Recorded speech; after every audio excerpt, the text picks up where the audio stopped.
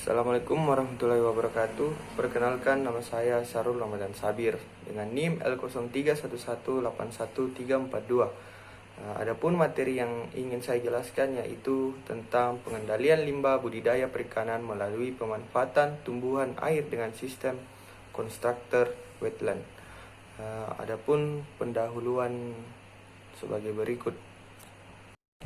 Yang pertama yaitu konsep pengolahan limbah air menggunakan media tumbuhan air atau yang lebih populer dengan istilah fitoremedisasi. Dan kata ini sudah lama dikenal. Akan tetapi, terapi lingkungan dengan cara ini masih kurang diminati oleh masyarakat sebagai solusi pemecahan masalah lingkungan yang semakin lama akan menjadi permasalahan yang kronis.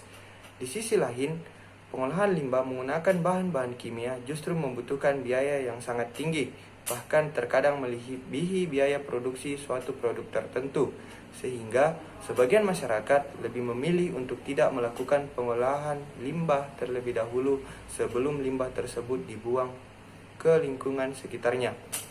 Akibatnya, semakin lama terjadi penurunan kualitas lingkungan yang berdampak pada penurunan kualitas dan kuantitas produk budidaya itu sendiri. Yang ketiga, konsep pengolahan limbah dengan prinsip fitoremedisasi ini biasanya diterapkan dengan membangun sebuah ekosistem buatan yang berfungsi sebagai pengolahan lahan air limbah yang dikenal dengan sebagai sistem constructor wetland. Selanjutnya, yang keempat, constructor wetland merupakan suatu sistem pengolahan air limbah secara alami dengan konstruksi yang sederhana serta membutuhkan biaya operasional dan pemeliharaan yang lebih murah dibandingkan sistem pengolahan air limbah dengan mekanisme konvensional. Constructor wetland terdiri atas sebuah kolam yang didesain secara layak yang di dalamnya terdapat air limbah, substrat, dan tumbuhan air serta termasuk saluran pembuangan air ke perairan umum.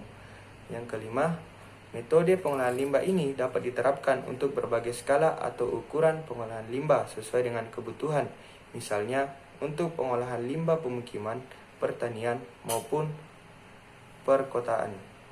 Selain itu, tumbuhan air tertentu juga dapat membantu menghilangkan bahan-bahan berbahaya dari air minum seperti kadmium, nikel, merkuriponel, dan bahan-bahan yang bersifat karsinogenik.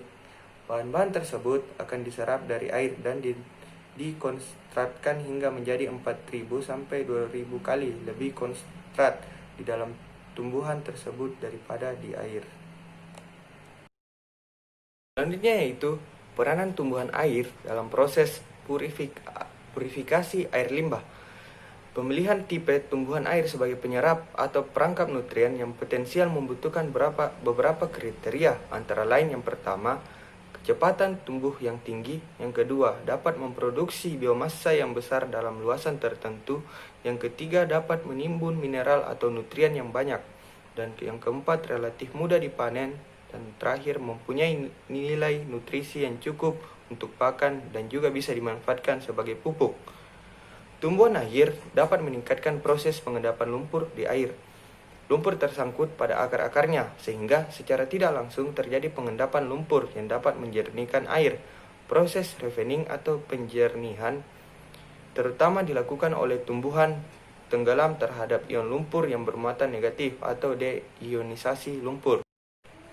Selanjutnya yaitu mekanisme purifikasi air limbah pada sistem constructor wetland. Secara umum, proses pengolahan air limbah terdiri atas 3 tahapan, yaitu yang pertama, primary treatment, yaitu penghilangan partikel-partikel kasar dengan cara pengendapan. Yang kedua, secondary treatment, yaitu penghilangan mikroorganisme patogen, nutrien, senyawa organik, dan logam berat.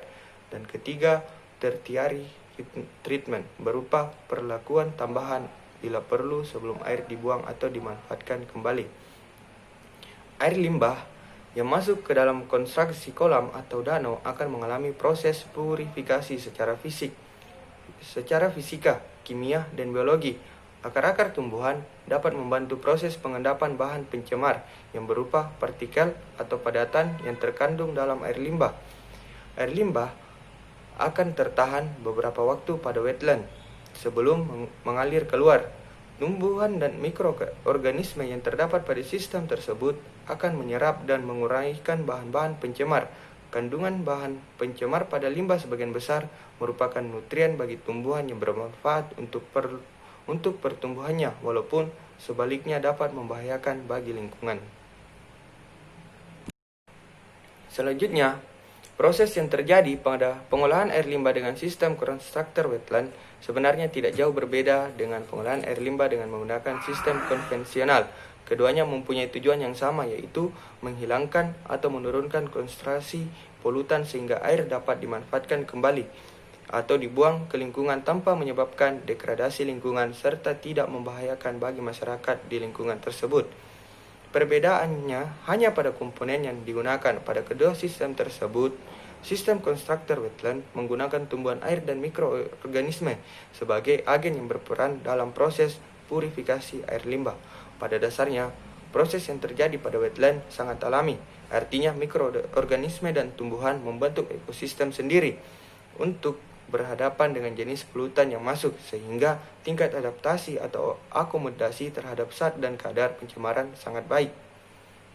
Tumbuhan air potensial untuk pengolahan air limbah. Ada 4 gambar pada materi ini. Yang pertama yaitu tipe SPP, kedua Eichhornia SPP, dan ketiga Alternanthera piloceroides, dan terakhir Iris SP. Dari 4 tumbuhan ini telah digunakan untuk menurunkan kandungan nutrien pada perairan yang tercemar, semenjak diketahui bahwa tumbuhan tersebut memiliki kemampuan dalam menyerap nutrien dengan cepat.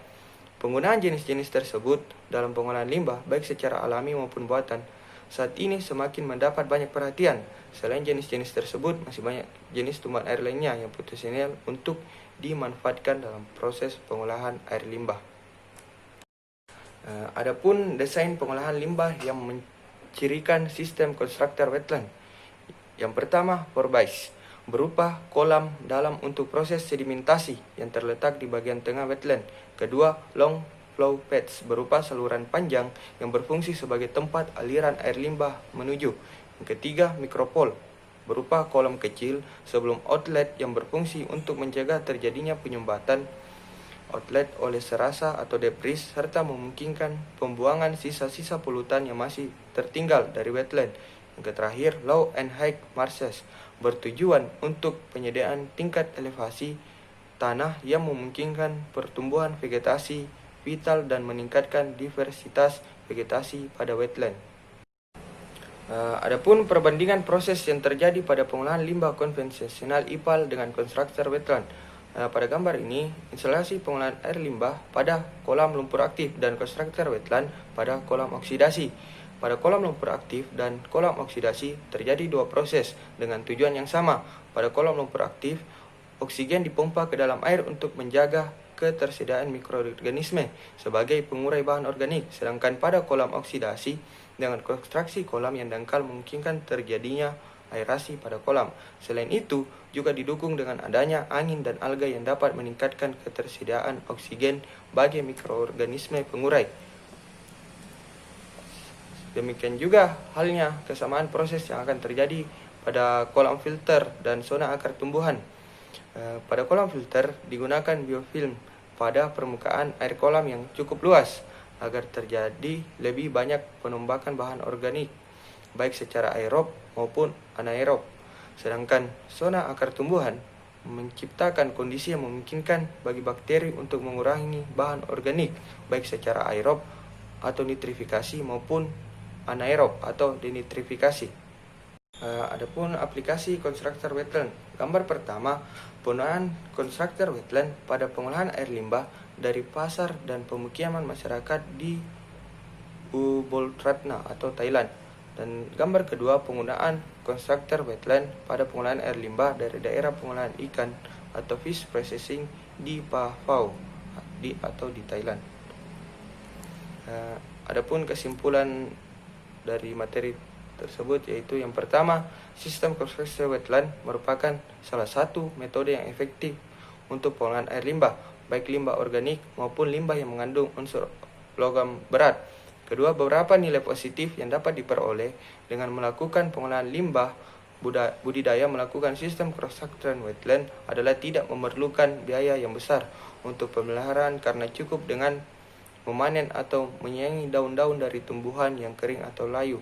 Ketiga, selain itu, tumbuhan air tidak membutuhkan teknik pemeliharaan khusus, cukup aman digunakan karena tidak menggunakan bahan-bahan kimia yang dapat merusak lingkungan.